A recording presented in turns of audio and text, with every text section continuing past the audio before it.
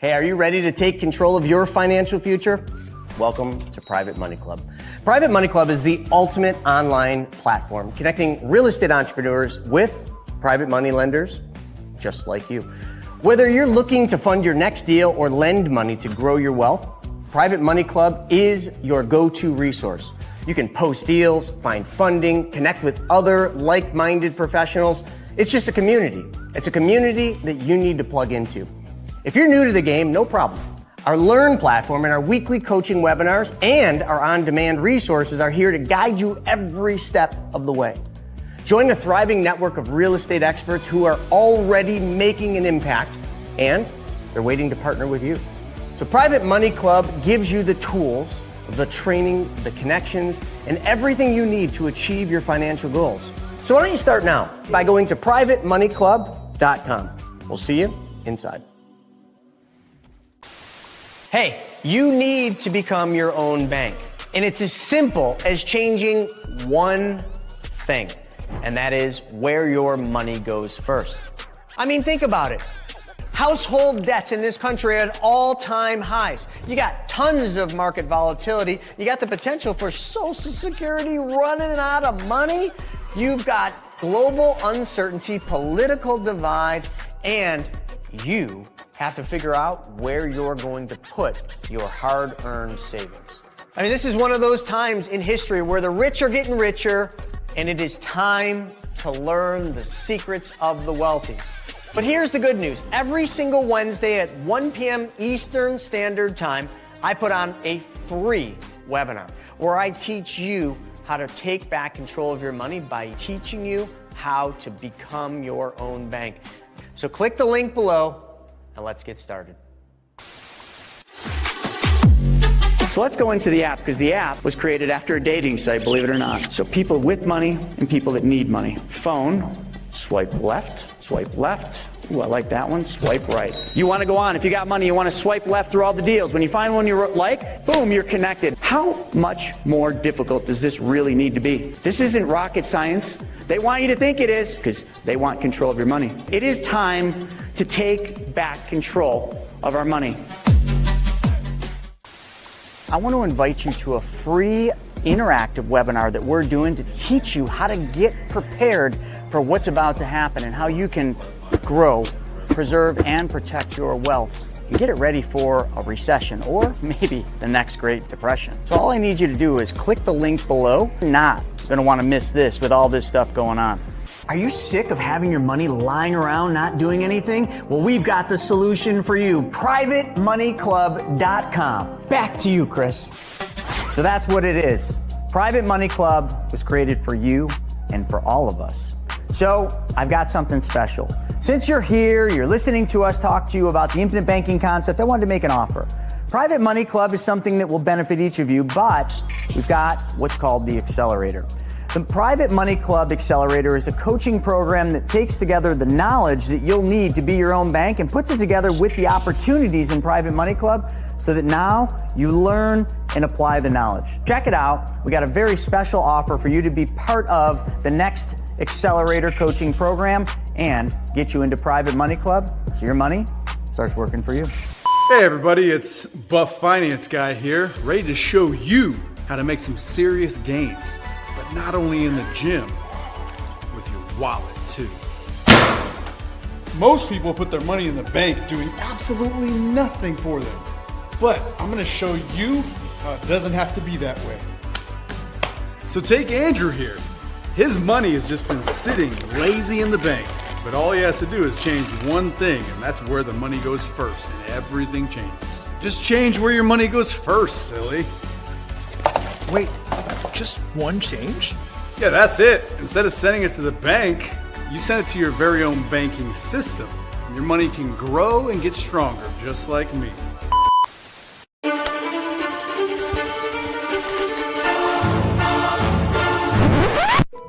It's time for Money School TV. You heard it straight from the horse's mouth.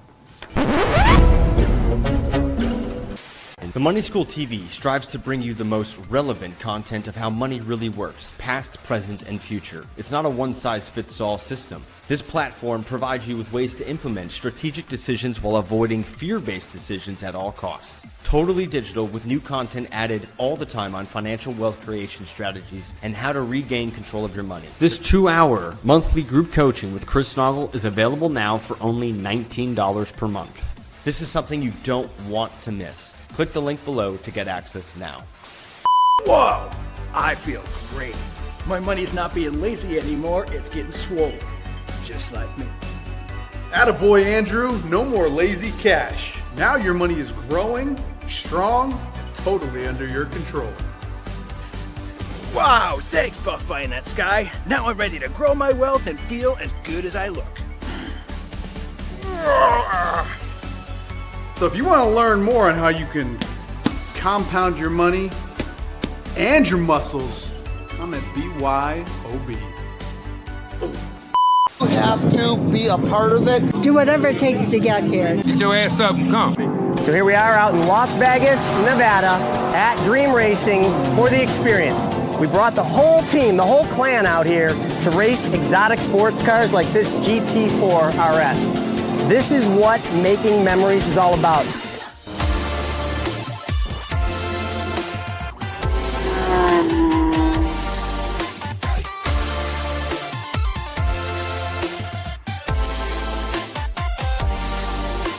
Together, we create experiences for each other, around each other, and memories we get to create. This is my third experience and I love it. Being at the experience brings out the camaraderie, being around like-minded people. It just brings out the best in you. I don't know why the rest of you aren't here. It's an amazing event. I have never missed one since they started 3 years ago. Literally, the breathing exercises to the mental, the Brent Kessler to now the racing to just the overall mindset. Your network is your net worth. We can sit in a room all day, listen to the speakers, or we can come out here, make some quick laps, learn how to drive, and make memories that last a lifetime. You should be here next time. Well, the biggest thing I hope that people get is something that they can actually apply in their lives. You know, that's the biggest thing for any of these events that we want. We want people to leave here not just riled up, not just excited, but actually going out and doing something that'll put them in a better financial situation, help their family. And for the speakers, my goal is that they go out and they impact the audience and bring something the audience never had exposure to that allows them to then fill in that piece that they're looking for. I'm going to be talking about more lease options. I'm going to be talking about equity shares. I'm going to be talking about a bunch of fun stuff today. Because again, I'm not here to teach about how to do those deals. I'm here to teach about how to invest in those deals. Filled with individuals that are like-minded, that are at the top of their craft, they're at the top of their game. And for anybody that's an attendee, it's just a mind-blowing experience. It's almost going to be hard to speak anywhere else but here because it was such a great experience. I felt like, I don't know. It was amazing. Nothing less than amazing, literally. At the PMC Money Tank event, which is an epic event that we're putting together that does one thing and one thing only, makes everybody money. It brings people with money together with people that need money. It's like a peanut butter and jelly sandwich. You just smash them together and everybody wins.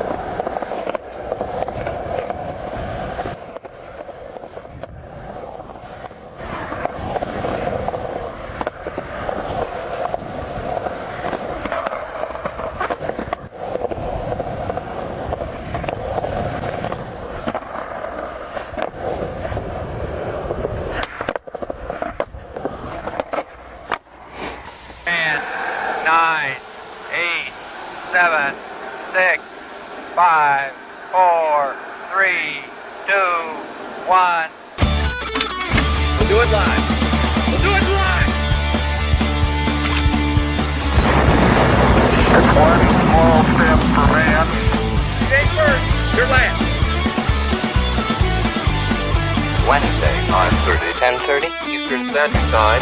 Do it live!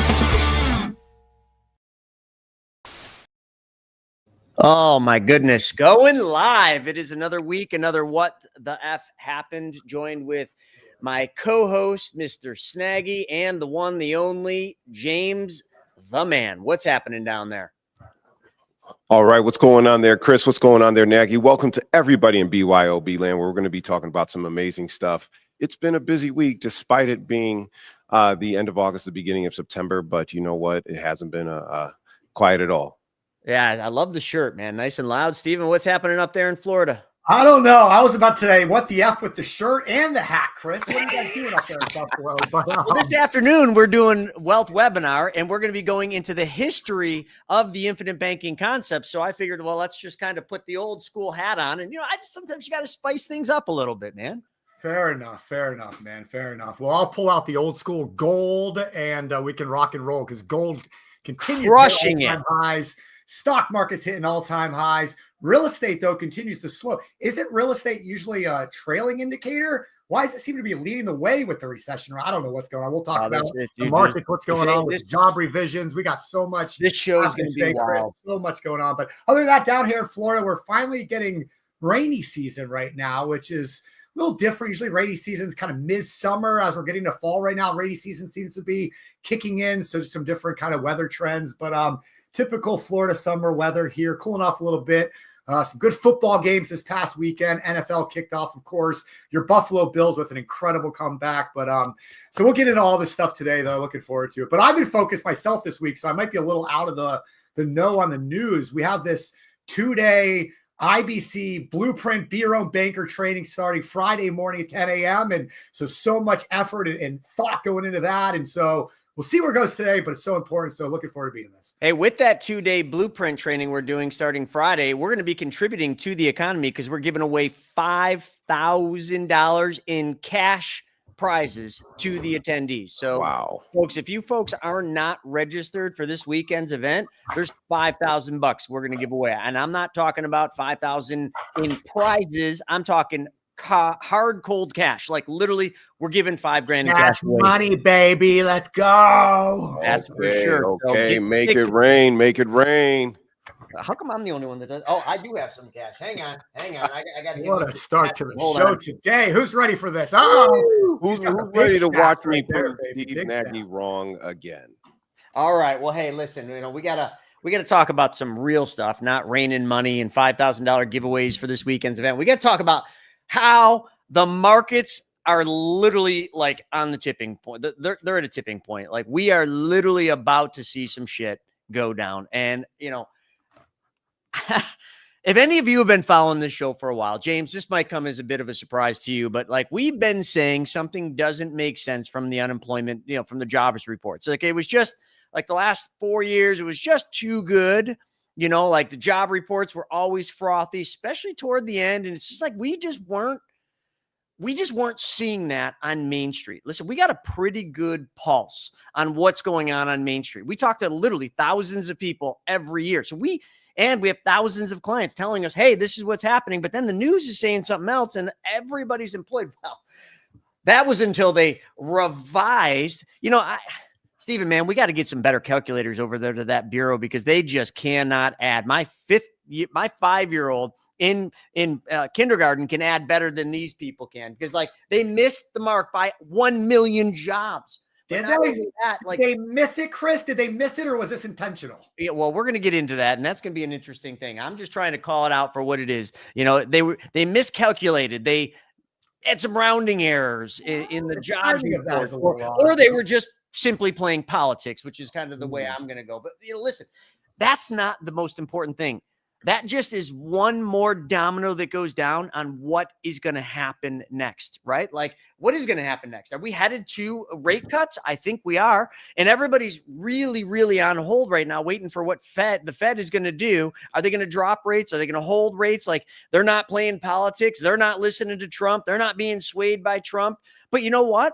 Are they playing politics without saying they're playing politics? Because like right now, The markets need a rate cut, but the rate cut is going to signal that the things are rough, that the economy is slowing. No shit, Sherlock, the economy is slowing down. It has been slowing down. If you can't see that, you are literally living under a rock. It's time to come out and watch the sun come up because things are going to get rough. Is it a recession? And here's the other thing. Stocks and crypto, they continue to boom. So where's the disconnect there? Real estate, well, that's not a good story. So we're going to get into all of this. And as well, we're going to talk shop about the major crime going on in, I'm sorry, James, but the Democratic cities. None other than, the one we live in New York. And, terrible tragedy happening on a subway. Now, I know it was a mental health issue, but why aren't we blaming the knife? We always blame the game or the guns, but we're not blaming the knife. Anyway, lots to uncover, lots to unpack in this show. We're going to be right back to talk about the economy after this.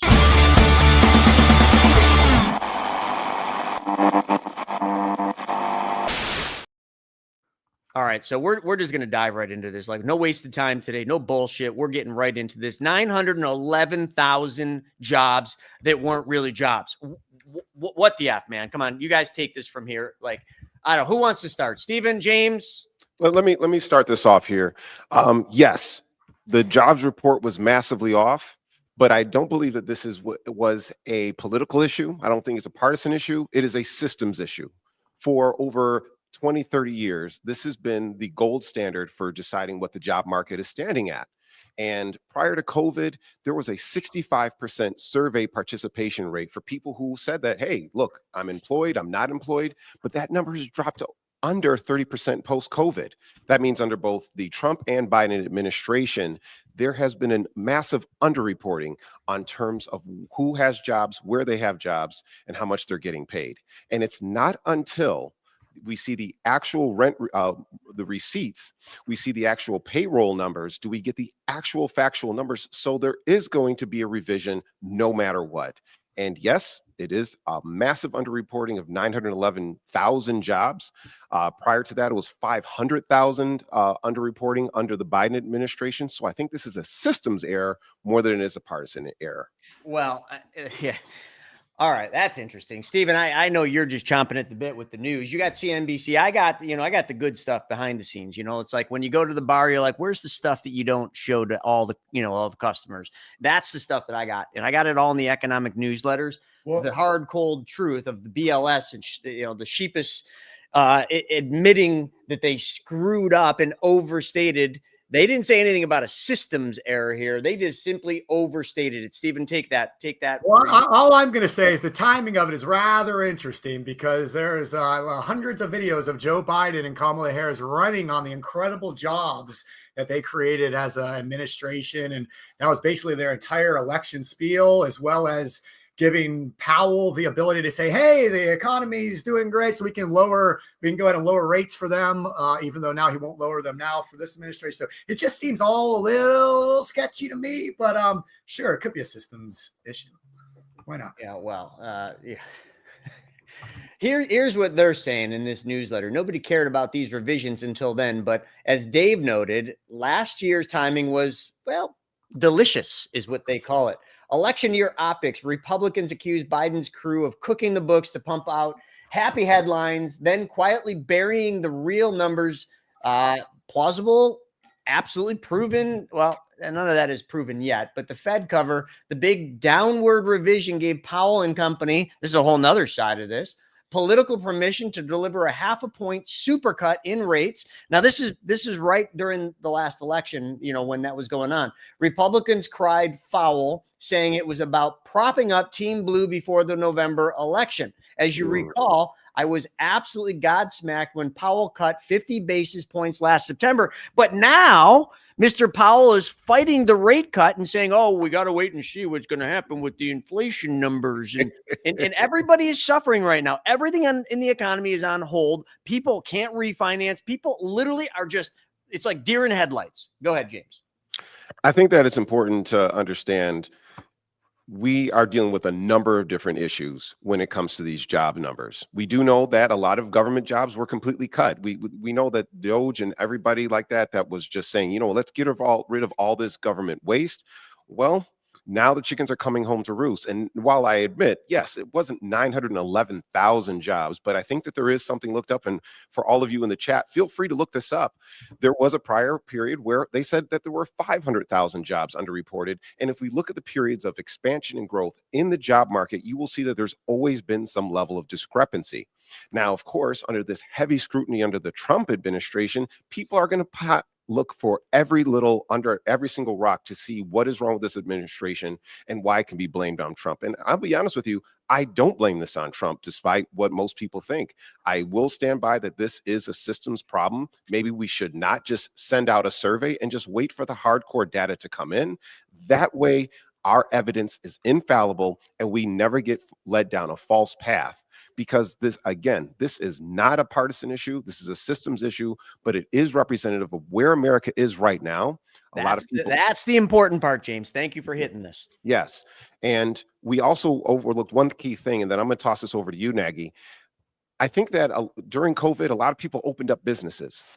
A lot of people said, hey, I'm getting money. And now those businesses are not in business anymore because we're facing a period of shrinkage. And unfortunately, now we're seeing the results of that. All right, Stephen, anything you want to talk about? No, the next thing we're going into is exactly what James just kind of opened the door for, is like, what is going to happen next? What's going on really with the economy, the real numbers, not the systems errors, not the playing politicians, whatever you want to call it. We're going to talk about the U.S. is losing thousands of manufacturing jobs right now. And you know, James, you're going to love this because later today, I'm going to beat up on Trump a little bit because he's made some big mistakes and some things in my eyes. But we'll wait. What? Wait a minute. I thought you were part of the tribe, man. How I am dare part you? of the tribe, but you know what? He's messed up some things. He like the India thing. We're going to get into the India issue. And I sincerely think he made a major mistake with that. Chris, there's hope for you yet. No, there's no hope for me. But trust me, let's talk about the thousands of manufacturing jobs that are bye-bye. Let's talk about that, Stephen. What do you got? Yeah, so CBS article. Yeah. So the U.S. is losing thousands of manufacturing jobs. The analysis finds manufacturing in the U.S. are cutting thousands of jobs, even as President Trump pushes economic policies that he says will revitalize the industry. Employers shed 12,000 manufacturing jobs in August alone, while payrolls in the sector have shrunk by 42,000 since April, according to a new analysis that draws on government data. Labor, the Nonpartisan Policy Institute, attributes that decline to the Trump administration's steep new tariffs, hardline stance on immigration, and the Republican-backed Big Beautiful Bill, a tax spending package. Okay, well, that's all bullshit, but all right. So that's the story. Yeah, so essentially, you know, all this talk you heard, you know, in the early part of the year about all the manufacturing jobs that are coming here, you know, you can play this two ways. You can look at this two ways. You can say, okay, was that all manufactured, or is it just too soon to tell? I would say it's the latter, too soon to tell, because I think a lot of that stuff is going to take time for a lot of those jobs to make it back here, for the factories to come back here. There were commitments made, you know, in all those trade negotiations of how much money. I mean, gosh, I can't even remember them all, but from Europe to Saudis, I don't remember all of them, but there was just a ton of them, and they all were committing billions and billions and billions of dollars of investment into the U.S. And lots of that was into the manufacturing sector. But right now, we're either in that little standstill period. We're in that I know this in the manufacturing side. I know a lot of people that own manufacturing companies that are struggling severely right now, and literally saying that the tariffs, and more specifically, a lot of the you know, the stuff with the green cards and the illegals and, you know, the immigration laws and everything that's changed there is hurting them bad, because they can't, number one, find help. Number two, the cost of everything has gone way up, and the pricing just from where it's gone up has not passed down to the consumers yet. Like, and I'm hearing this from actual owners of the business. You want the pulse of what's going on? Talk to the owners of businesses and find out what's going on in their backyard. That's when you start getting the truth, because the news isn't going to tell you anything, I feel. All right, what do we want to go to next? We want to talk about AI, the bubble? Well, hold on. We want to talk about manufacturing first, right? Well, we kind of already hit manufacturing. We're losing lots of jobs right now. Yes, but let's look at one key thing here, and I want to bring this up. Since the 80s, where have we lost most jobs in manufacturing more than anywhere else? Where have those jobs gone? Well, a lot of them in Mexico. Let's try automation. Oh, that's good. And right now, we are facing the next wave of automation with AI.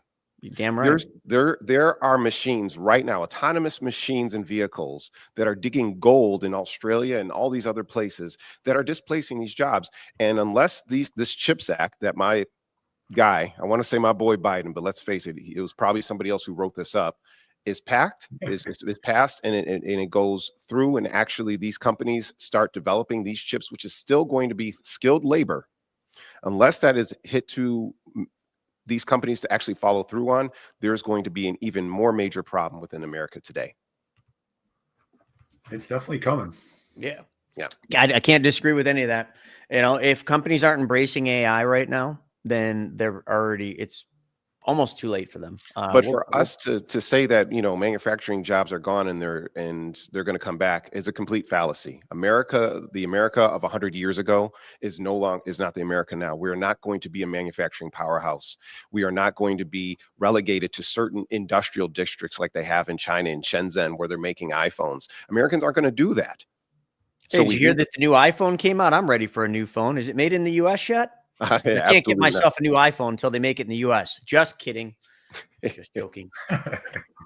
Don't want to pay for the US made iPhone. Anyway, let's move on to the bubble, because I like talking about bubbles. And I literally, you know, when I look at everything that's going on in the economy, I try to think of other periods of time in history where I feel like we're resembling that. And I feel like we've got a heavy resemblance of three different eras. And I can't really pinpoint which one, but when we talk about AI and the bubble here and the bubble with the Magnificent Seven, you know, you really can't help yourself if you lived through the dot-com bubble to go back to the late 90s and what was going on there. And if you remember early 2000s and the Super Bowl ads, I remember because my dad used to love watching the Super Bowl. So we'd sit there and I loved the commercials. But there was a couple of years where the commercials just sucked because they were all technology companies that nobody heard of. The commercials were awful. And then a year later, all those companies gone, wiped out, done.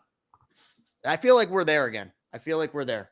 So Chris Ash said about 10 trillion or so in commitments for investment in America. But again, what are those investments going to be? I think that's an important thing. So Stephen, let's talk about this bubble that's forming in the AI investment, and, you know, like all these companies that are heavily focused on AI. Can I make one prediction before we do that? Sorry. Everything that you see in AI today that costs money will be free in the near future. Mark my words. So if you think you're going to make money because you create an AI product that you're going to sell, everything's going to be free. All the big guys, the Googles of the world, if you will make everything AI free because there's a bigger play. The money isn't in AI. It's in the thing that builds the thing. So keep going with this, Stephen. And I would argue the data. It's in the data. You know, that's true. Yeah, you hear that quite frequently. You know, people. You click that accept cookies on every site you visit, and they take everything from you. You know, it's much more valuable than what they're actually selling in many cases. But to the AI story, is a bubble forming as AI investments drive economic growth? This is coming out of PBS. Tech companies are pumping hundreds of billions of dollars on infrastructure to ramp up AI. Some projections show the spending may be fueling nearly half of this year's estimated GDP growth. Half, Chris. Think about that. Wow. Economist correspondent Paul Solomons looks at how AI is already impacting the economy and whether a new risky bubble could be forming simultaneously. And basically, it's a kind of a little interview story, but they get into the back and forth. So I don't know if you want me to play the video or just talk about it. I don't know. Just talk about it, I guess. How long's the video? Companies are pumping hundreds of billions of dollars into infrastructure to ramp up artificial intelligence. Some projections show that spending may be fueling nearly half of this year's estimated GDP growth. AI is having a disproportionate impact on the markets, too, especially in recent months. Economics correspondent Paul Solomon looks at how AI is already impacting the economy and whether a new risky bubble could be forming at the same time. Like I just said all that. In Red Clay, West Texas, one piece of a $500 billion bet. A ginormous data center complex from the folks who brought you ChatGPT one of hundreds of AI data centers sprouting nationwide. Extravagant bets that, if they hit, could pay off big time. Imagine going back to the days when electricity was first invented and making things happen 10 times faster. We could now have automatic washing machines. We could have refrigerators. A lot of things became possible with electricity. AI is the electricity revolution on steroids, says Silicon Valley entrepreneur and techno-optimist Vivek Wadhwa. We're adding intelligence to everything, and it's making our business processes smarter. It's making data analysis for the government smarter. Everything we do is becoming smarter because we have so much data, and artificial intelligence helps us to understand that. You hear such starry-eyed enthusiasm from... All right. All right. Okay. Well, it's hard not to see it with your own eyes and just believe that like it's just wild what's going on. But 50%, man, 50%. Well, let's talk about another major 50%er, and that is the biggest scam I think you're probably ever going to see. But actually, you've already seen it. You saw it back in the 70s when Nixon took us off the gold standard. And the same thing I think is about to happen. And it's interesting because I see this as a huge opportunity. Others are going to see this as a bad thing. Get in front of this one and think positively about what could you create that feeds this thing. Steven, you want to talk a little bit about what the Kremlin is warning that I don't think is propaganda in any way. And I got some white papers talking about this, and it is what I'm going to call the crypto scheme to erase all of the U.S.'s debt at the world's expense. That's what we're really talking about here. You want to talk a little bit about the article, and I'll tell you how they're going to do it?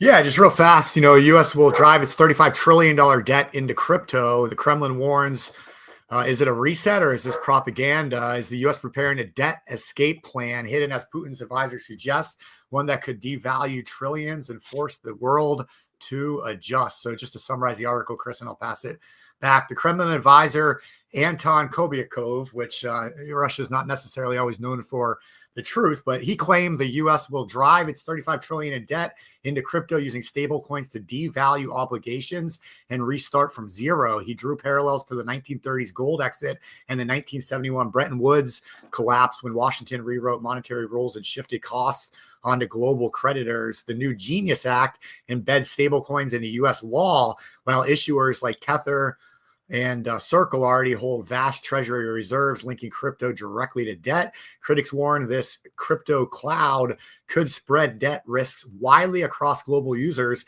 raising questions over trust in the dollar and future monetary stability. So let me just sum this up. You got a lot of people that are losing faith in the dollar. You've got the Genius Act, which paves the way for stable coin deposits in traditional banks on a one-to-one basis. That's a really interesting act. I think all of you should read that. You got the Clarity Act coming, which is going to give proper clarity behind all the regulations and the protections that are going to come along with the Genius Act. You got some really interesting, cool stuff that is happening. And you're going to hear a lot more about what we're doing that's going to kind of feed this thing. But here's what one of the economists says this is going to look like. So there's a $35 trillion debt issue. We know how they've erased that in the past, or at least gotten a hold of that. And that was what things Stephen just read. But this is a pretty easy one. So here's how they would do it. The U.S. would launch a digital dollar. Let's call it EUSD, a government-backed stable coin. Number two, the Treasury would then roll out its mountain of debt into the shiny new system, into these stable coins. At first, everything would look the same. $1's $1, right? Whether it's paper, pixels, or blockchain. Then number four, the U.S. would quietly adjust the peg. Keyword, adjust the peg. They were talking about doing that with gold. They were talking about adjusting the peg on gold. And I think gold could see $4,000. We'll hit that really quick next. But they're going to adjust the peg, dilute the backing, and inflate the EUSD supply like they did with the dollar, like they did with fiat. Number five, the real value of the $35 trillion owed to creditors collapses. America's balance sheet looks great, while the creditors are left, well, holding monopoly money, these stable coins. That is what the scam would look like. It's not innovation. It's just default in a digital realm. That's really what it is. So I hate to put it that way, but that's more than likely where we're headed. When you consider the ramifications of the big, beautiful bill and how much debt it's going to incur to the United States, everything plays into part. Everything falls into place with the description that you just provided there, Chris.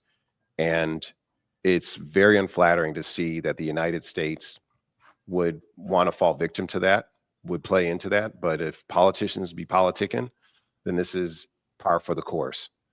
I don't like it. I don't want every single dollar that I ever spend to be tracked.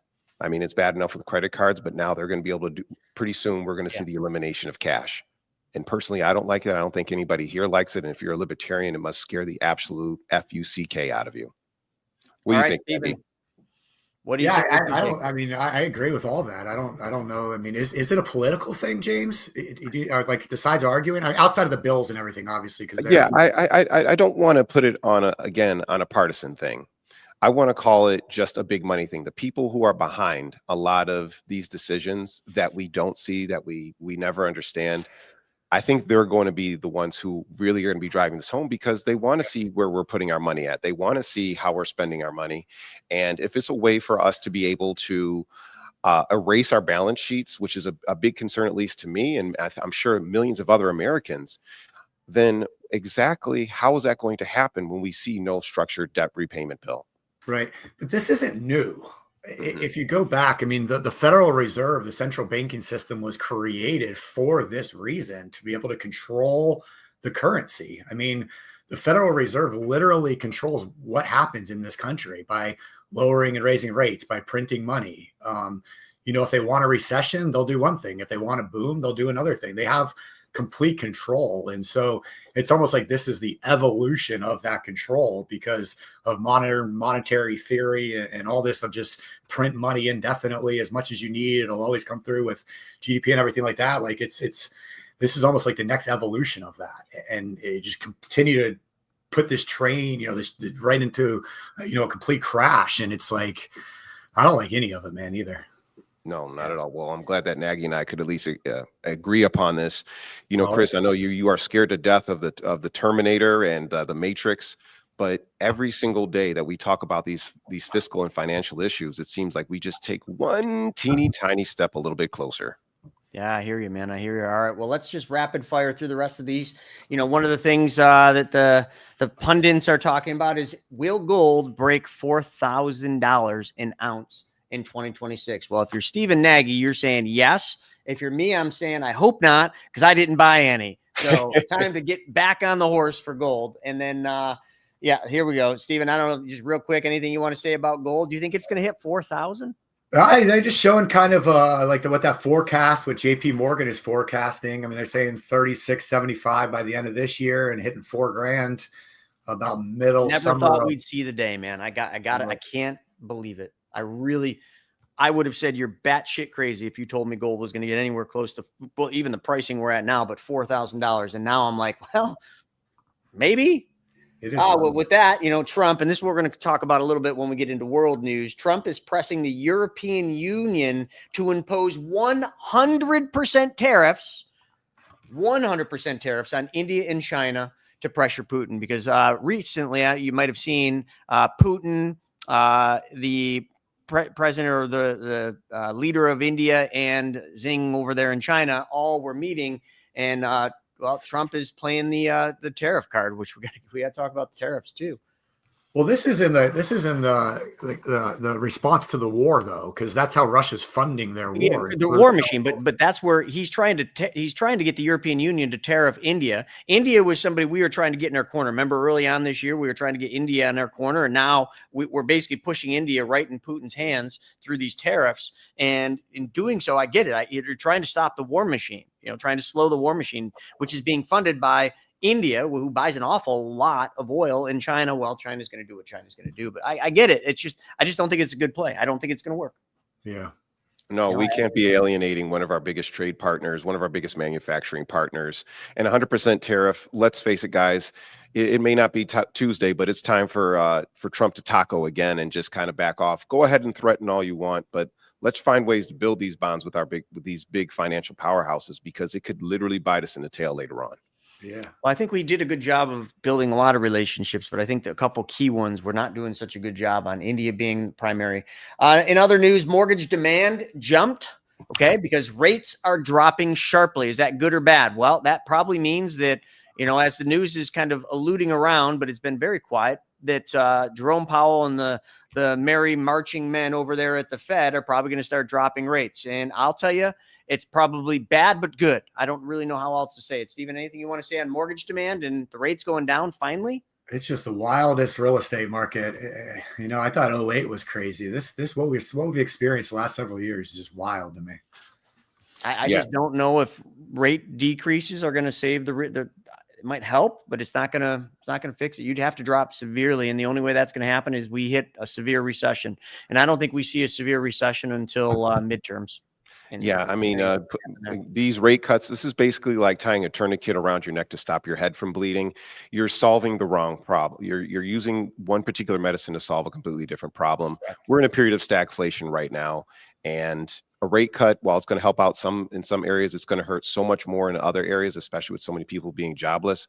We have to look at the beach for the sand, and that's not the correct remedy.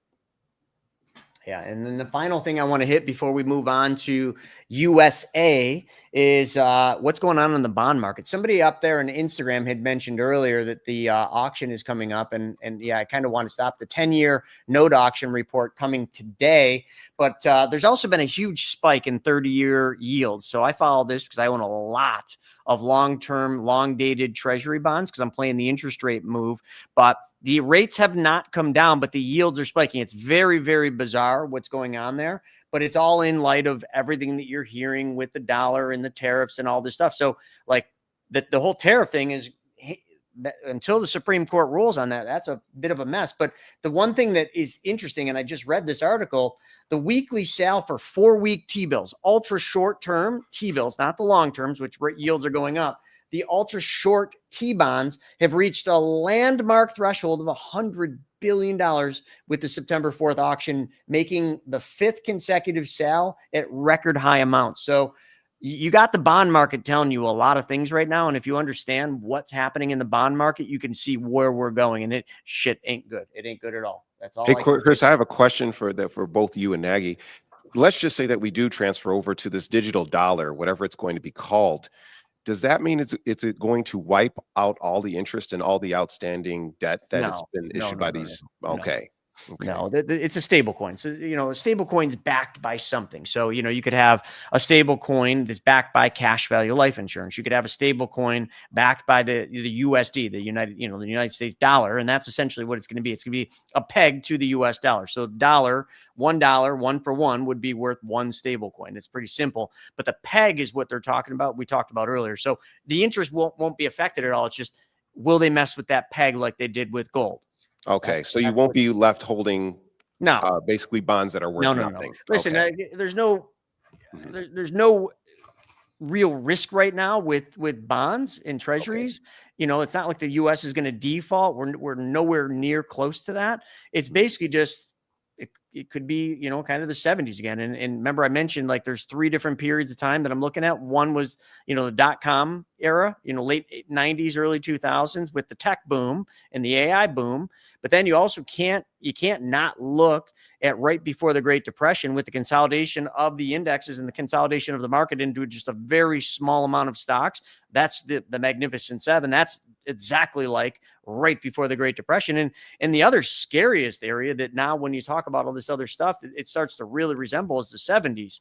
And I mean, I know a bunch of you on here lived through the 70s, but those were trying times. Oh, like yeah. High inflation. You just did not have a good economy in the 70s. So you kind of got like mirror images of these 3 different periods of time. None of these 3 different periods of time are good. And the outcome of all 3 of them is terrible. So the bond market's telling you where we're going, but we got to move on and get to the next thing. But before we do that, Stephen, real quick, tell everybody a little bit about what we've got going on this Friday and Saturday. Yeah. So we got our 2-day infinite banking, a be your own bank blueprint training. It starts Friday morning, this Friday, September 12th, 10 a.m. Eastern. We're going to go right through the whole day till 4 p.m. in the afternoon. We're going to kick it off again Saturday morning at 10 a.m. and go right through the full day. But our team of expert money mentors, Nelson Nash Institute practitioners, all very experienced in their own lives and for helping now thousands of our clients over the last several years. strategize and start and support their own banking systems. We're all coming together for the 2 days. It's very specialized, and we're going to lead you through a journey starting Friday morning on what infinite banking and being your own bank looks like, with no fluff. Just, this is how it is. This is what you should do. This is exactly how it works. A ticket for the entire event is $47. $47 gets you both days, led by America's #1 money mentor and Chris Naugle and our money mentor team. We are recording the entire event as well. So we're going to give you the recordings each day included. We're going to give you the BYOB Blueprint workbook at the start of the event to follow along throughout the couple days. It's interactive. You can take notes. It has the calls to action on what to do in each section right there for you. Also included is a one-on-one strategy session with one of those money mentors. So not only are you going to be learning from them, you're actually going to work with them to start your own banking system. And by the way, there's no cost for that. There's no upsells during this event. There's no, hey, here's a $10,000, $20,000 coaching program. We're going to coach you and help you and start you completely free of charge. It's how the business operates, which is a beautiful thing for you. And then something we've never done before, we're giving away $5,000 in cash and prizes on the last day. So you're going to want to be there the whole time, be there the last day to be eligible to win that $5,000 in cash and prizes. And it's going to be an absolutely awesome, awesome event. So basically just go over to beyourownbank.com/blueprint. And it's going to take you to this page right here. Just put in your information and we'll get you all set up. But Chris, I'm really looking forward to it, as I know you are as well. I am. I'm just second guessing giving away $5,000 because that's going to come from my pocket. So yeah, maybe we won't do that. Oh, we're doing it. Kidding. Little late. We're doing it. All right. The links are up there. All right. Let's move on to the next. We got a lot to unpack here and we're going to go long. So stay with us. My fellow Americans.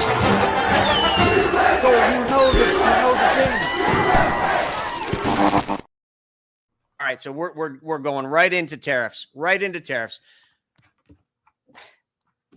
What is your take, Stephen? What's going to happen with tariffs, man? I don't know. At the Supreme Court, like, they're going to escalate it. So they've already said they're going to escalate it. But from what I'm reading, and I read a lot about this, it's a mixed bag right now. It's a mixed bag. I personally, I don't personally really like the tariffs. I like the idea of them. I'm the only one that's on the side of the tariffs because I understand how they've helped in the past. So, but no, I like the idea of them. I like what he's trying to use, what Trump is trying to use them for. I don't like the way it's being executed. I just don't like executive orders. I think that it's things that can be reversed immediately with a new administration, and they're both doing it now. Both sides are using so many executive orders. It's happened now for the last decade or two. Like, it's I just don't like any of that aspect, but something does need to happen because global trade and some of these, imbalances that have happened now for many, many, many years are not good for the country. So I think something needs to happen. Don't love the approach. I don't know what the Supreme Court's going to do or any of that. So I'll let you guys kind of hash that out. But I was reading this morning a bunch of info on, like the Supreme Court and just kind of like the behind the scenes kind of notes that are coming out of it and what they're talking about. It's kind of like a 50-50 spread right now in terms of like the chatter, if you will, like from the Supreme Court side. You guys don't like tariffs, and I agree with the executive order thing. And it's been a thing, right? It's been a thing, and it creates a lot of turbulence, creates a lot of just erasing of what, a lot of time is spent just erasing what the prior administration did because of these executive orders. But the other thing that I hate is the fact that you've got, like the court systems, you got the federal court system, you got the lower court systems, and all these courts are literally just trying to stunt the U.S. in trying to, I feel like it's playing politics again. It's not law, it's playing politics. And this one with the tariffs, like there was so much emphasis on tariffs. Yes, executive orders. Yes, it was a bit aggressive how he did it, but it worked. It really did. Like, none of the countries that agreed to it, at least from the surface, really seemed to have a huge issue with what they negotiated on. And now the Supreme Court's got to decide on the fate. I don't want to call it the fate, but the fate of these tariffs. And if it is ruled against, then the Treasury is going to have to write some big checks. And I'm sorry, that will not be good for the U.S. It will not be good for you. It won't be good for me. It won't be good for the economy. It won't be good for anyone. And we're right back to where we started then. And I'm just not cool with that. Like, it was hard enough getting through the mess, like the ups and the downs, the market turbulence and everything. And now we're just going to unwind it all. James, what's your take on this? Because I know you know quite a bit about the tariffs and what's going on here. I mean, I'm for the tariffs. I might be one of the few that is, because I have studied the tariffs in prior, periods where they have worked, and these will work as well, but not if you got to fight the court system over and over and over again. What's your take on this, James? There's a principle in game theory called a zero-sum game. I'm sure many of you are familiar with it. It's where nobody basically wins. And these three branches of government were set up for a reason, to keep one particular branch from overreaching too much in power. A lot of these executive orders, I think, including the tariffs, have been a significant overreach. And we have to understand that issuing tariffs is not a function of the executive branch in isolation. It has to be passed by Congress. And one of the things that keeps our government from becoming basically a dictatorship like they have over there in the CCP is this system of checks and balances. We have to remember that the Supreme Court, many of those appointees were put in place by Trump, and they are basically fulfilling their job. Americans are not making more money right now.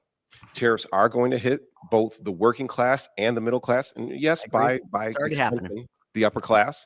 So is this a step? Are we trying to pick up dime? Are we passing up dollars to pick up dimes? Are we picking up, let's say we're going to go over here and we're going to get all this tariff money, but what about the money that is right in front of us that could be a bigger issue in solving those bigger problems? If we're going to go into debt, through all these things, let's do that by developing our nation's infrastructure. Let's upgrade our electrical grid. Let's get some of these nuclear reactors. Who's going to fund all that? I'm sorry? Who's going to fund all that? Who's going to pay for all that? We're in debt anyway. We're in debt anyway. So let's go to something that's going to plant the seeds of financial growth for the future. I'm going to fight the with tariffs are bringing in money, though, right? I mean, they've begun. So yes, they are bringing in money, right? There's no way to bringing in a lot. Yes, I agree with you guys. It's a function of the markets, but eventually these corporations are not going to want to absorb these costs anymore. They are going to pass this on to the consumer. Has to. It has to. But because the tariffs weren't as severe as they initially were anticipating, a lot of the tariff, would be absorbed by the manufacturer, the wholesaler, and not as much is going to be passed down. I'm reading some of the comments. Tariffs are, a tax on the consumer. I disagree with that. They certainly will not help the consumer from a pricing standpoint, but let's look at it from this side. What's the option, right? Are we just going to keep raising taxes? Everybody loves paying taxes, right? Everybody bitches about their taxes they got to pay. But now you just had one of the biggest tax bills passed that reduced taxes, not just for the wealthy, because I'm sorry, I'll deem myself the wealthy. And I've read most of the tax bill, and a bunch of the shit that I want to benefit from, I can't because I'm earned out of it. So, everybody says, oh, it's for the wealthy. Like, yeah, maybe the bonus depreciation helps the wealthy, but it also helps the economy because it allows businesses to be more profitable and take deductions up front, which helps their bottom line. So when people are sitting there being, saying, it's all for the wealthy, bullshit. You clearly didn't read the fucking bill. Read it. And you'd understand it doesn't help the wealthy as much as you think. It helps middle class quite a bit. I will say that. No tax on tips. No, it helps Social Security recipients. There's a lot in there. So when you look at that, like where are we going to balance this out? Like we live in such a whining fucking society where everybody wants to bitch about what they don't have, but nobody wants to fucking do anything to solve a problem that's outside of their own problem. Like get out there and do something, improve productivity, put in some extra hours, do some more to help the company you work for, the company you own grow. Like productivity will earn us out of this, but nobody wants to do anything else. Everybody just thinks they deserve something because they live in the United States of America, the land of the free, the greatest country on earth, which it is, until everybody decides that they just deserve something and everything's owed to them. I have to agree and then disagree with you, Chris, because companies today, this big bill, this big tax bill, it is helping the upper class, but it's not the upper class in the way that you are, because you are a small business owner who's looking to do as much as they can. But in terms of these big corporations that are not passing on this increased profit margin to the working class people, the people who are driving the trucks, making the boxes. What they're doing is they're taking that money and they're putting that into automation. They're doing that and they're taking those profits and they're putting that into corporate buybacks for their stock so that they can increase their margins, so they can borrow against those stocks, so that those people at the very, very top rungs of the ladder, the corporatocracy that is behind the scenes running so much of this nation, they're the ones who are profiting the most, not people who are in the trenches, digging the ditches and driving the trucks. And I'm going to stand 10 toes down on that sumbitch. Yeah, I listen, like I'll sit there and I'll side with the tariffs, and I'll side with what Trump's doing with tariffs, and as aggressive it is, as unorthodox as it is. Listen, everybody just got a major increase because they're paying less in taxes. Like, that's got to be paid for somehow. And now, how are you going to pay for that? Now, some people will say, oh, the increases the deficit. Deficit was already going up. Biden did a great job of helping the deficit, didn't he? Come on. Like, somebody's got to pay the piper. Yes. And who should pay? The people who have been taking advantage of the United States of America for decades. The China, corporations, all these other countries that have had the better side of the stick, if that's the way you say it, the better side of the deal. It's time we take back some of that. And that's what's happening. Not a tax on consumers. It's not helping consumers because, yes, pricing is going up. But you know what? Pricing was already going up. Like, we're so caught in looking at, like, anyway, I'm going to move on from this. Let's talk about, I don't even want to talk about this shit anymore. I just get pissed off. Let's talk about the data that confirms the Biden-Harris administration placed tens of thousands of migrant children with unvetted sponsors, declined recommended home studies. Stephen, James, I got no dog in this fight because I know nothing about this. So you guys take this. Steve, go for it. I didn't even think we're going to make it here. I don't even know who added this one. James, did you add this I one? definitely didn't add this one. We have no idea who added this one into the agenda. I knew nothing about this, but I'm like, all right, it says Biden-Harris. Well, Biden-Harris did a lot of things. Like, don't even get me started on the vaccines and everything that happened there. And, well, the cooked books. And I don't know. Well, here we are. Yet another thing. Tens of thousands of migrant children. All right. Since nobody knows about this, let's move on to UFOs. Yes. Now that's what I'm talking about. Woohoo! Let's talk about something everybody wants to talk about. Congress holds a hearing on UAPs, or UFOs as they're called. What are they? Steven, you love UFOs. I've been seeing them left and right, man. Or actually, maybe they're birds that I'm seeing, but they look like UFOs. Yeah, I mean, I think this is one of those things that everybody knows is real. UFOs, aliens, whether they come from another galaxy far, far away, or they're hidden within our own planet under the oceans. I think at this point, that's the debate. I don't, there's too many, from the pyramids to some of the structures to just all the sightings over the years to what goes on in Argentina it's just over, I think they just need to release it and let people make their own decisions on everything. We've been conditioned to fear aliens, to worship aliens. You guys are going to have to forgive me. I left my tinfoil hat at home, but I wore mine. That's okay. I know I always got mine. Nagy's just trying to ease us in there because Nagy's one of the lizard people, and they're actually at war with the aliens. But we have to understand here, guys, if there are actually unmanned aerial vehicles or whatever these are, phenomena, we have to be as united as possible just in case they're trying to hit us at our moment of weakness. Listen, I believe in UFOs. I don't think UFOs or aliens are here to harm us. I mean, I could be wrong, and someday I might have to face that, Piper. But I read this thing back a long time ago, and I don't know if it was real or just AI driven, but it just made me think about it. It was about the nuclear bombs and how there was something where they were going to launch the bombs, somebody was going to hit the bombs, and they saw a UFO and it shut everything down. There was more to that story, but I have to believe that they're here for a reason. What that reason is, I don't think it's to steal our resources or anything like that. I think it's maybe to protect us from our own selves, because clearly we can't protect ourselves from ourselves. I like UFOs. I'm all about it. I believe in ghosts. I believe in UFOs. Yep. I don't need a tin hat to believe in that. And I also truly believe, Shauna mentioned something that in the past, there was definitely evidence that time travel is real. And if you watch, what is it? What's the one? Not South Park. Back to timeout you go, Shauna. Back to timeout. But what's the cartoon where they always predict the future? Simpsons. Simpsons. Thank you. Yeah. If you don't believe that someone that's writing the scripts for the Simpsons has a time machine, you explain how that all happens then. I believe Right. in time travel, Shauna. I'm there with you. These aliens are taking one look at us and the cluster of fuck that we're dealing with, and they're like, you know what? These guys still haven't got it together. Let me get the hell up out of here. That's why they're only here for 2 seconds. That's interesting. I want to hit Matt Love's and Jake's. I want to hit Jake's here real quick, and then Steven, you can hit Matt Love because I love it. Jake said, I'm a delivery driver and I have to collect the tariff before I can hand over their package. That's interesting. I mean, can't disagree. I mean, he's delivering the stuff, so collecting the tariff. I'd never heard of that. Yeah, what company that is, or what kind of deliveries? Be interesting. It's not UPS or FedEx. Otherwise, man, my wife would be broke. Yeah. Anyway, go over to. Good comments coming in though from hit Matt Loves. That's a really good one. Please talk to Matt. Let's talk to Matt, please. And Facebook. So Matt Love is someone that's a high up in our industry of infinite banking and financial education. So what's up, Matt? But Matt says, what a lame comment. Corporations are taking advantage of America. Talk about lack of economic. How many major corporations that are building products in other countries are now moving here to avoid tariffs? Who will work in those factories? It's like, it's never heard of what Ford did by creating a middle class. I side with Naugle on this one. Matt, go take a nap, Matt. Let's look at something. How much money does Apple have stored over there in Ireland? Look at the Irish loophole. Look at all the different offshore accounts that a lot of these corporations have. They've been taking advantage of the United States since those loopholes have been founded.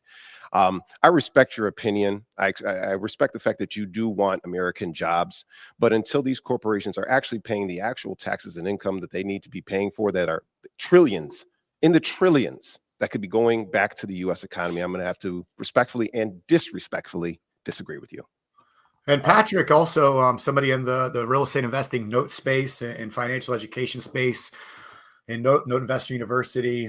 Patrick says the U.S. has been getting screwed for years and years. Companies are earning 12 times profits on our consumer products. Normal is 3 times, hence the tariffs. So he's claiming these companies, what you're saying, James, are taking advantage and charging more and not paying, but this is what the tariffs are designed to do, is kind of force them to lower that. So here's something that's pretty ironic though, Steve, is that these trade agreements were something that were agreed upon decades ago.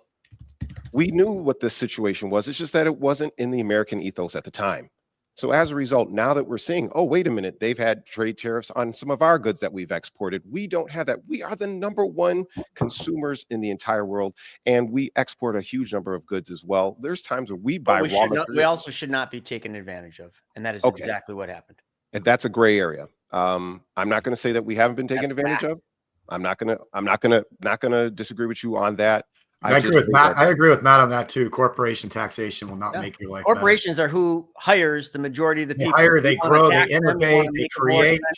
Of course, they're going to move offshore. Of course, they're going to find a better way. That's just capitalism. And if you don't understand that, well, then I don't even know what to say. But anyway, we got to move on. There's so much more. I sure by now all of you have seen the murder in the subway, right? And in Charlotte, and it's hard to watch. You know, that poor, she was a refugee, like came from a bomb shelter in Ukraine, came over here to live a better life. And, just young little girl. It's hard to watch. You see her get on the train, sits in a seat. She's on her phone. And the guy behind her who clearly had major mental health problems. I mean, it was kind of funny because there was 1, 2, 3 other people sitting right there. And it happened so fast. Like some people are like, why didn't anyone do anything? Well, it happened so fast. Like no one probably even saw it coming. He stood up and he killed her. And that's sick all in of itself. Now he'll probably get the death sentence because it is a federal offense. Like this is a federal charge. But the thing that pisses me off is the mayor of Charlotte is defending the murderer. Okay, now that maybe we could debate that a little bit. The media isn't covering it hardly at all. I mean, you have to go deep in to find it. The White House data on the Charlotte policy. I don't know. We got a bunch of stuff on this. More calls for more police in response to the murder, but the murderer was arrested 14 times and released. More police or new policy. Yeah, let's defund the police, right? Right. That's exactly what we need to do. Listen, like you keep seeing this, you just keep seeing more and more. And I hate to say it, it's in a lot of Democratic cities, it's more prevalent in those cities. It's hard not to take note of that, but how can the mayor stand up? It's kind of like that truck driver that made that illegal U-turn and killed those 3 people. Like, people are, and there was GoFundMe's. We covered that. Nowhere in the news anymore. But like, what is wrong with people? First and foremost, that dude is a sick fuck. Should have been locked up a long time ago. Secondly, arrested 14 times and released 14 times. Democrat law. Yeah, that's the point. We look at that revolving door for somebody who's that mentally ill. That's a sick fuck. But additionally, it wouldn't have been nice. Like, if you look at the actual video, I had the unfortunate opportunity to be able to watch that video. I'm not sure if you guys did, where you see that she's just cowering on the bus, and if you're not paying attention, you don't even see that she's bleeding. And I'm sure that had she done something, and I'm not victim blaming her, of course, she's, what happened to her is what happened to her, unfortunately. But nobody was there nobody knew to even help her out. No, that's the thing. Yeah, you watch the camera footage, like, one guy gets up and follows the guy, which he probably was trying to just make sure he didn't get away. But there was that other lady who was right next to this poor girl who's clearly bleeding out. Like, no, she's not clearly bleeding out. It wasn't clear at all. From the video that I've seen, it is not clear that she's bleeding out at all. You're right. But if you're standing next, but I mean, like, there was tons of blood on the floor, like from the guy's knife. Like, you see that, you can see the drips. But if you're on a peaceful subway ride home after a long day at work, and all of a sudden you see blood and you see some girl kind of crumpled over, and I mean, that shock occurs. Like, that is pure shock, seeing somebody be murdered. Like, how would you react? I don't know. I mean, that's I really don't know. I mean, you don't ever know until you're in that situation. There's nothing you could have done. It happened so fast. It was just unprovoked. I mean, so nobody could have stopped him from doing that. But I don't know. I don't I'm not blaming any of those people for doing something wrong. It was probably just complete shock. They didn't even know what happened. No. And if they do something, is there another a Democrat? Let me ask you this, guys. Let me ask you a quick question. How many of you are comfortable living in a police state? Oh, in a what? Police state, because people are saying we should have more police. We should have more police. No. People are not saying that. Okay. The Democrat politicians are saying that right now in Charlotte because of this. It's not the police. The guy was arrested 14 times. They knew he should not be on the streets. Democrat policies keep releasing these people. They're not addressing. They're letting crime run rampant. Now, whether that's purposeful or whether that's pandering, I don't know the answer, but that's what's happening in these cities. It's not a police issue at all. I live in Florida. We're not seeing things like that occurring. Now, there's bad areas in Florida for sure. And that's where there's more, and they're putting more police there, and it helps. But overall, that's not the situation. And it's very regional too. I find it ironic. We're localizing Charlotte, which is one of my favorite cities. Shout out to Charlotte is a great city. But we're also overlooking that this is also a purple state. It voted red. Charlotte itself, yes, it is blue because it has a very wide demographic. It's an urban center. That's what happens. You have major metropolitan areas. They're going to generally be Democrat leaning.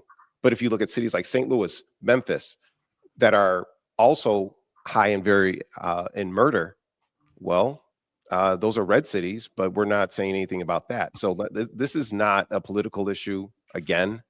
Unless we can point the finger at that side as well. This is a situation. I feel like it's a judge issue, a court issue. I feel like it's just a leniency issue. Memphis is a Republican city. Smack dab in Tennessee. I understand Tennessee, but Memphis is ran by Republicans. Last I heard, then St. Louis as well. Yeah, these are highly right-leaning cities. This is interesting. Like right here, a bartender can be held responsible for over-serving a customer. Why can a judge be accountable for letting out a serial offender? Ooh, that is interesting. That's a great take. That is a great take. Mark. Great job. All right. Now, I know we went way long on that, but that was well worth it. So we're going to move on to the next topic, folks. We're going to hit this one real quick. We're going to go a little bit long, not too long, but a little long. But we can't skip over world news. So here we go.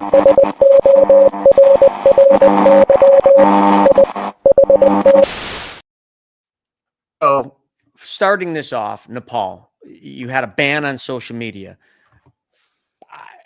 You can't help but to believe like social media has become sort of an addiction. And when you take something away from people, people rebel. But holy shit, I didn't think they would rebel that bad. Did you see what's going on in Nepal? Like I saw a picture of a dude climbed a flagpole, like way up there, just to take the flag down and burn it. I'm like, man, people going crazy What is your take on this? Where's Nepal?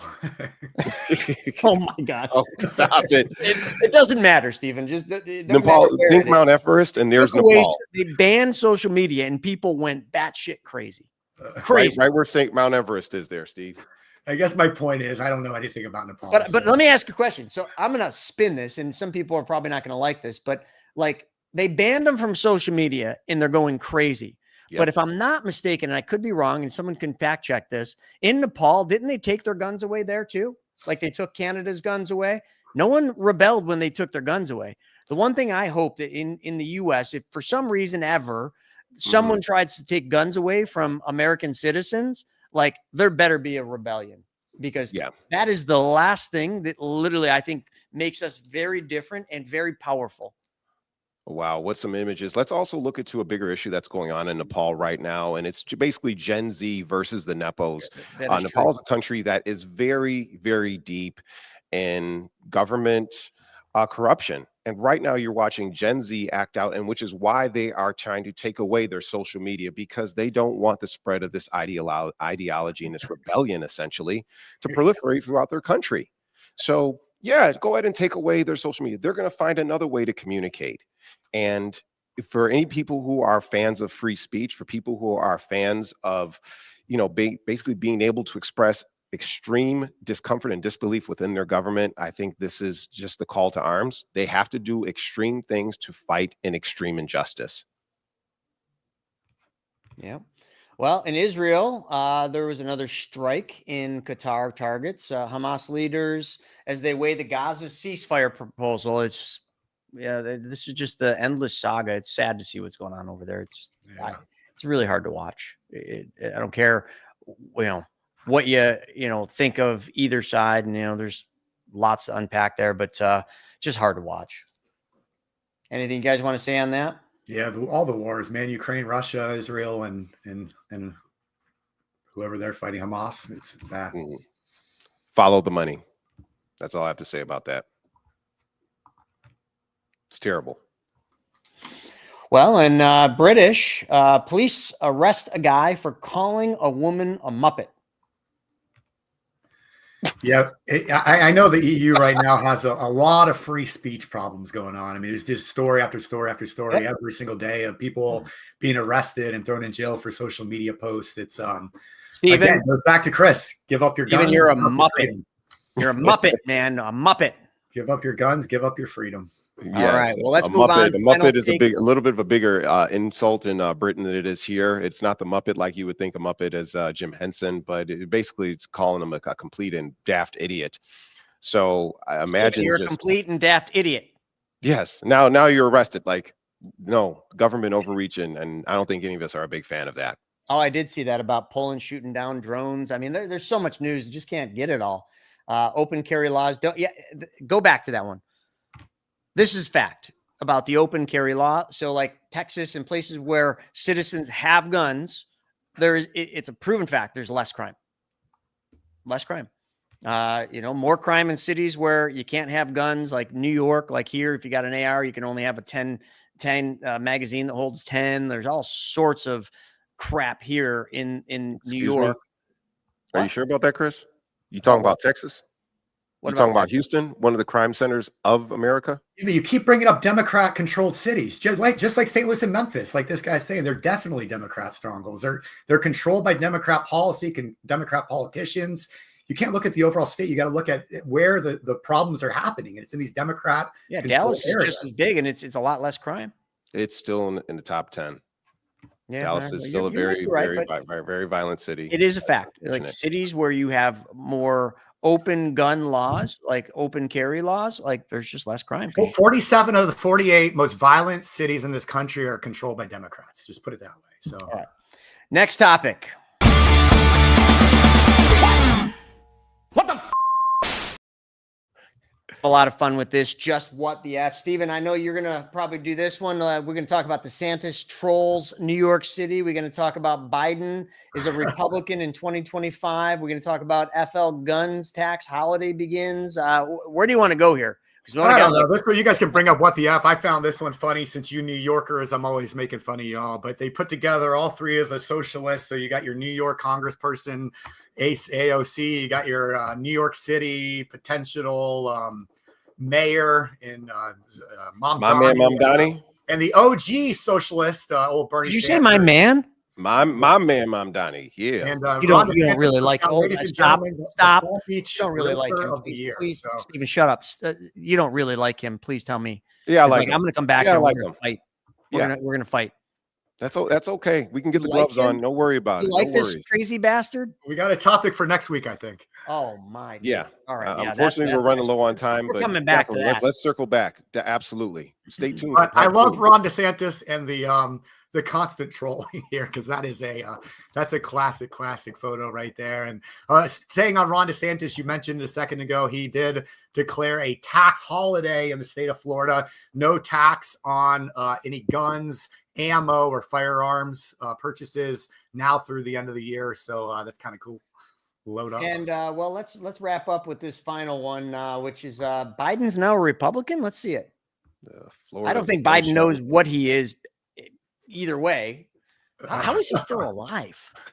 Oh no, this is old. This is old school. This is 1989 Biden, but he sounds just like a Republican. I would settle for a world in which I could worry about the same kinds of things that my parents worried about. Anyways, you guys can watch a million of these videos. I just always find them as amusing, where just what was said 10, 20, 30 years ago is complete opposite today. But nonetheless, that's the world we live in. Oh my goodness, we had a lot to cover. Sorry we went a little bit over, folks, but hey, gotta call it out. And we definitely know what we're talking about next week is my man, what's his Mamdani?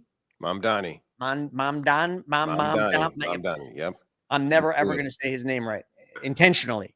Like, get out of New York. You don't belong here. He's never held a job in his life, but he can be the mayor of the largest city in the Lord, world. he definitely held a job. I'm sure. Why not? Sounds qualified to me, like the rest of them, right? Yeah. Sure. Yeah. Just like some of these college dropouts that have somehow made it to office, or the woman down there in Texas or Florida who's burning the Quran. Yeah, okay. College dropouts, man. Some of the most successful people I know are college dropouts. Okay, then I guess he could do what he wants to do and run for office. Then he can't be more corrupt than that Eve son bitch, or you want that corrupt Cuomo in that son bitch as well. Ooh, Cuomo. That's yeah, me too. I wish that you guys had something to control volume, the loudness and the low volume to keep it consistent between people.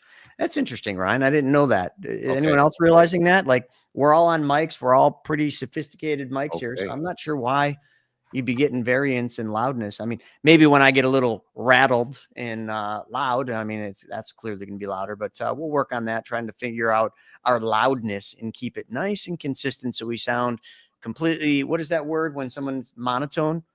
Yeah, even so Steven. In other news, Biden likes ice cream. We are going to declare a tax-free day for anyone that wants to buy ice cream. With that being said, thanks everybody. Go Bills, and we will see you on the next one.